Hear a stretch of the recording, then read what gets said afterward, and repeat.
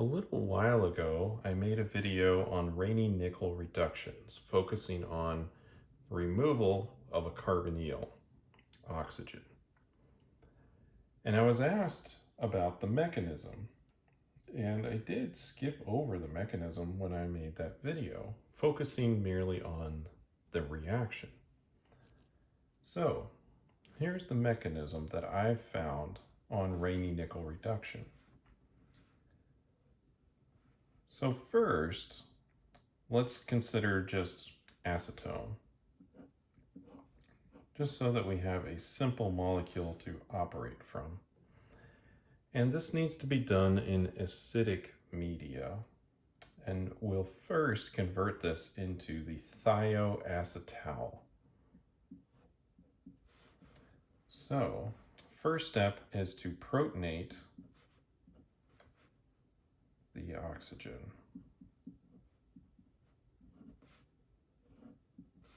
That will activate it for further reaction.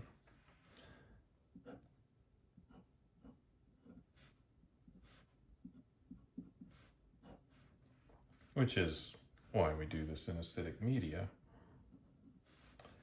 So next, we're going to bring in our sulfur reagent, which is often this one.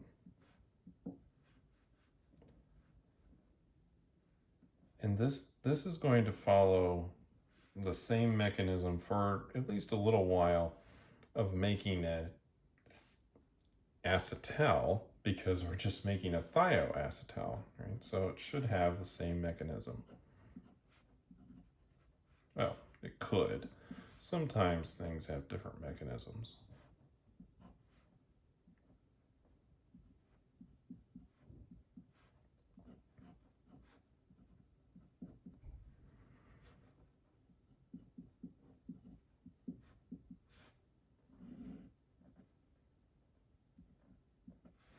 So now we'll deprotonate the hydrogen off of this thiol.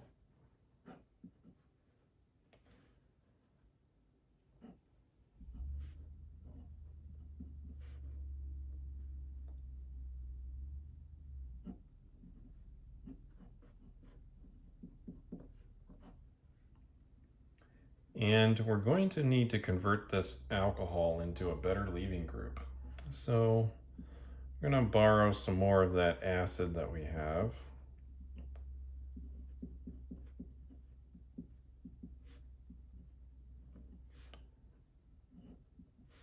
To convert it into water, which would be a much better leaving group.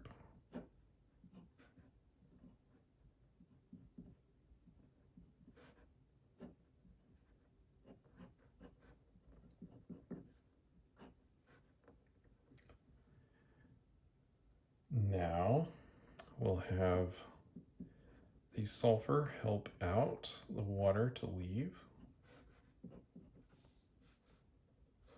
And we're almost to the point where we've made our thioacetal. Getting close.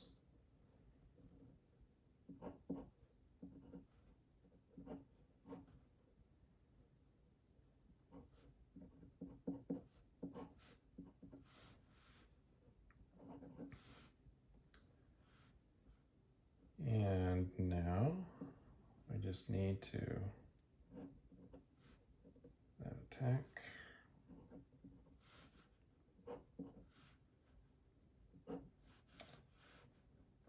It's important to consider the ring size when we're here.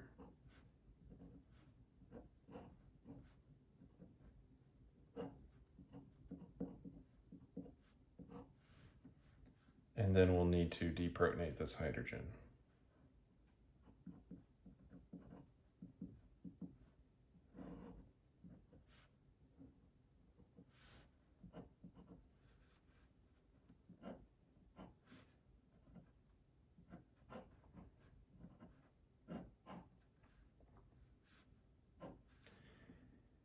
And of course, we've got our acid catalyst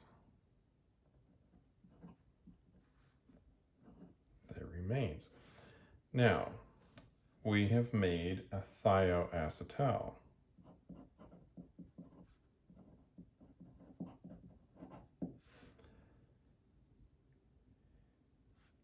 Next, we would need to add some Raney nickel to this.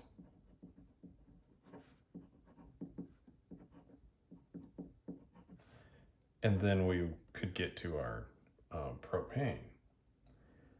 But that doesn't really answer the question of what is the mechanism for Raney nickel reduction if I just skip from a thioacetal directly to propane. And this is where it starts to get complicated. So first, the major problems that we have here when we're talking about Raney nickel reductions. Well, first of all, what is Raney nickel as a review? Well, Raney nickel is made from a nickel aluminum alloy. That's 50-50 mixture of those two metals that has then been etched with sodium hydroxide to remove the aluminum.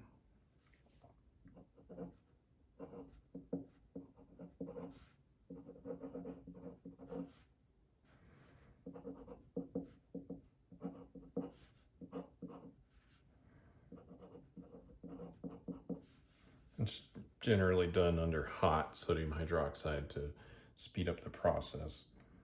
And you probably want to use a fairly concentrated amount of hydroxide, 20% should do. And then you'll make Raney nickel.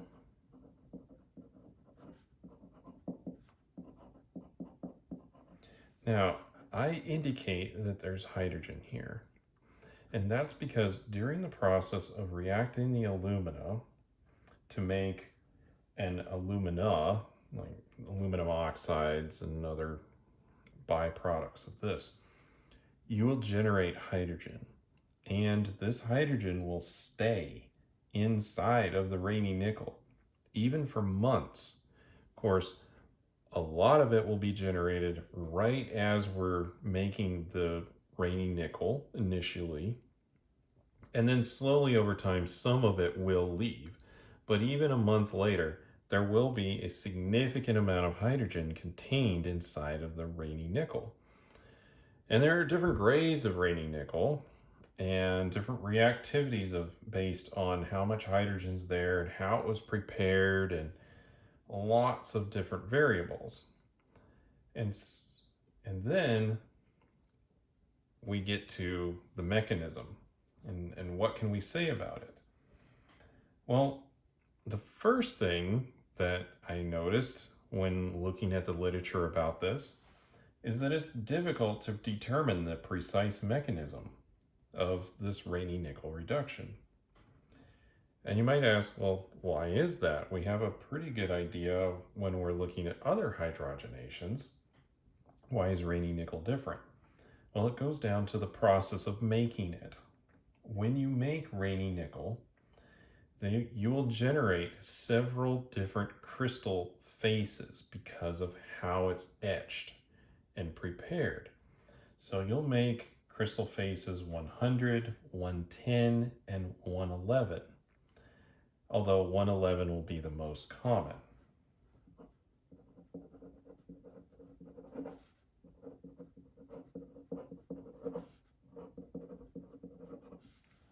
So it's hard to say what the actual structure is.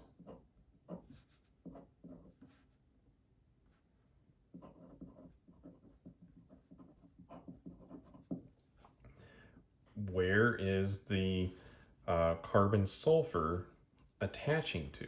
Like, what's the geometry of what's happening? Well, it's difficult to determine because there's lots of different crystal faces.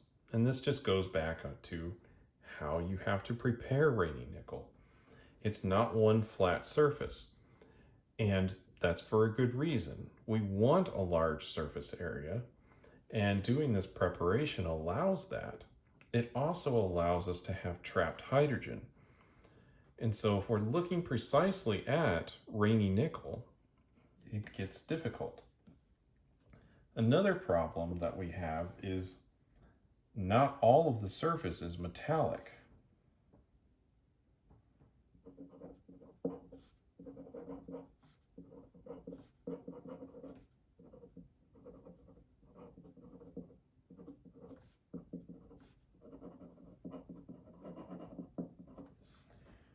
Some of it is alumina, presumably, from that, because we have aluminum here, we're etching it away. It has to go somewhere, and alumina is a solid, so some of it's going to stick around. What kind of interaction does that have? It's also possible that there are other impurities besides nickel and aluminum that could be affecting the mechanism. So all of these are challenges. That said, we do have some information on the properties of Raney nickel and what it's capable of. One of the interesting ones, before we actually even get into a lot of this, is that you can exchange the hydrogen inside of Raney nickel with deuterium using heavy water.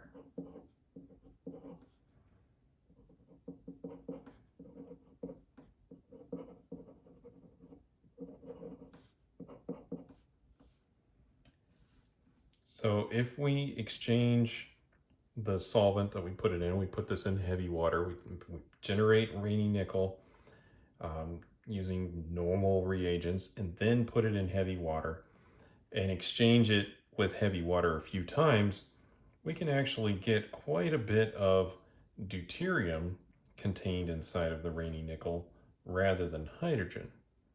This could have useful applications if you're trying to deuterate something.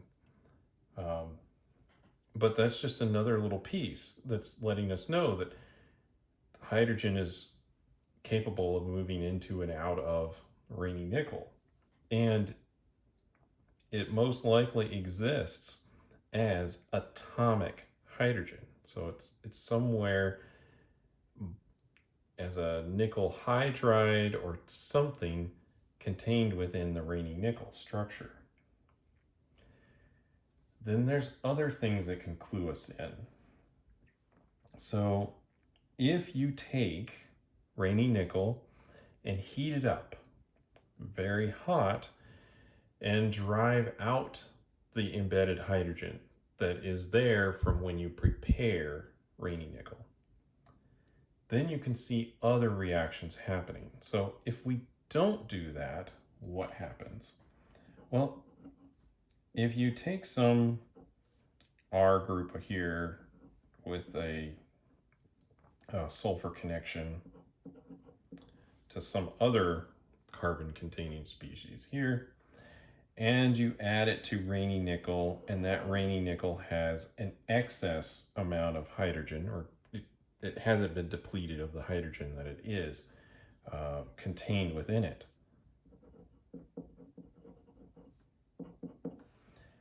Then you will cleave it and form the two hydrocarbons. If instead you warm up, actually bake out the Raney nickel and thus deplete the hydrogen,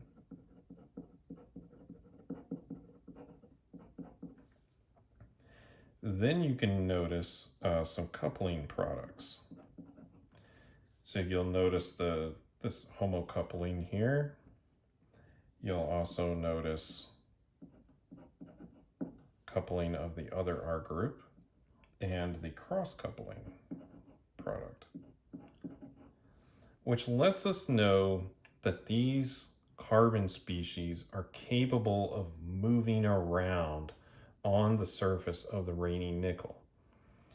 And there's been other studies that, from the same reference that I was reading, that indicate that this is probably a radical species. That has to do with several different rearrangements, decarboxylations that happen along the way, lots of different lots of different reactions were done to show that this is likely a radical process.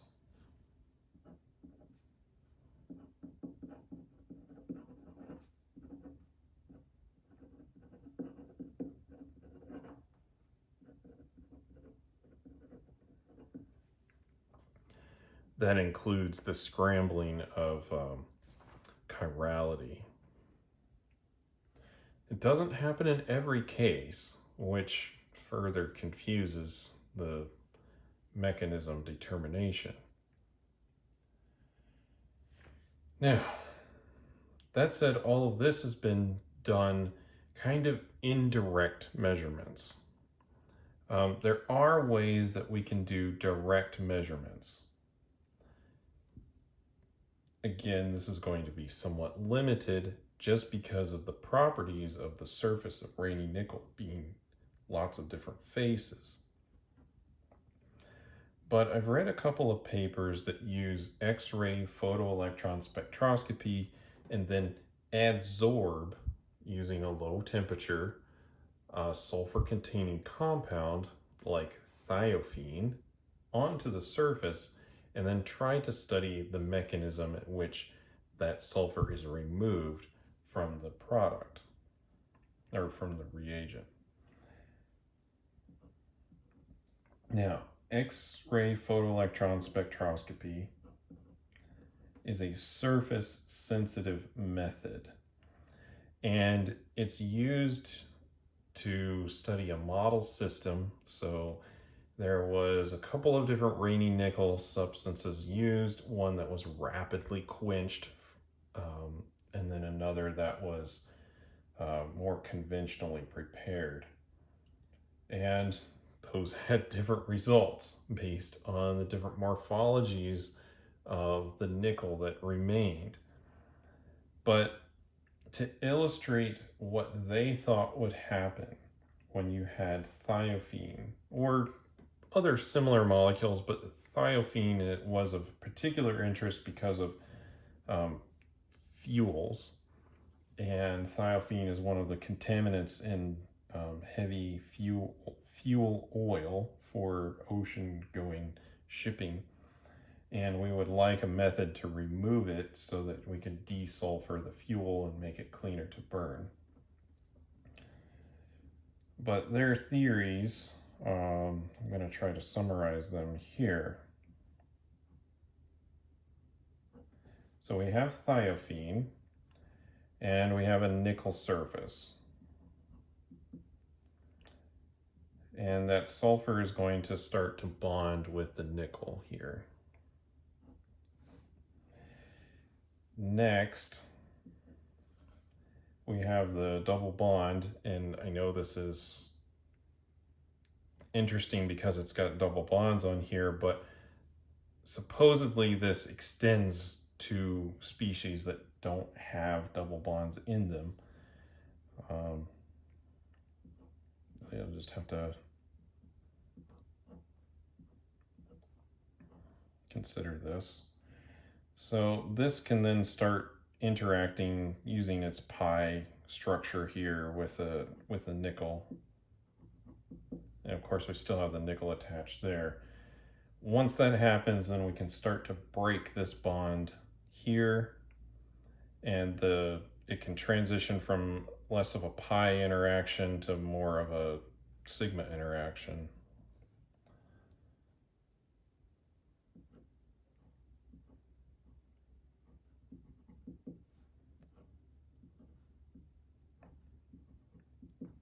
So you've now broken a carbon-carbon bond here and replaced it with a carbon-nickel bond. Once we do that, we can shift this carbon-carbon bond here over to bonding with the nickel as well and make a metallocycle. Now, this hasn't been shown to happen on a surface, but it does happen in a homogeneous catalysis process. So we can make these, they do exist, And so it's not unreasonable to consider that we would have a metallic cycle here on the surface.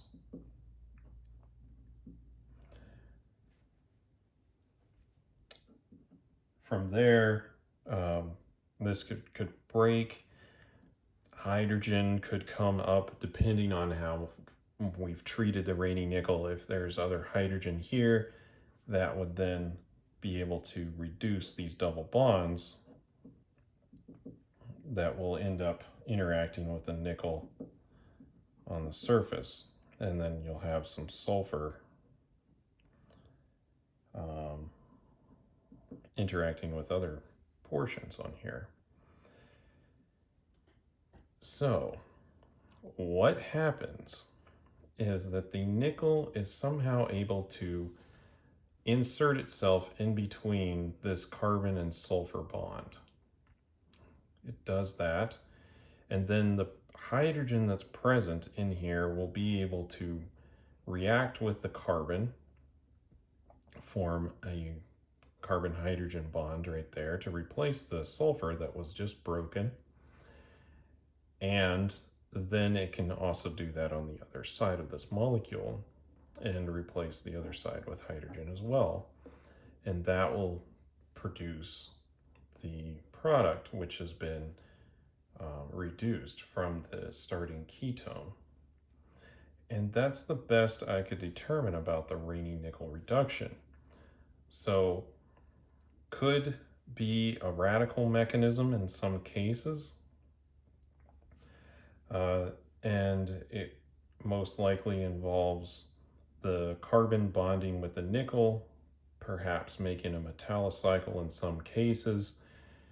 It really depends on what the other conditions and how quickly hydrogen can interact with this species to either form a reduce the product further or interact with it in some way. One of the interesting things, though, about Raney nickel is that it is often used in excess.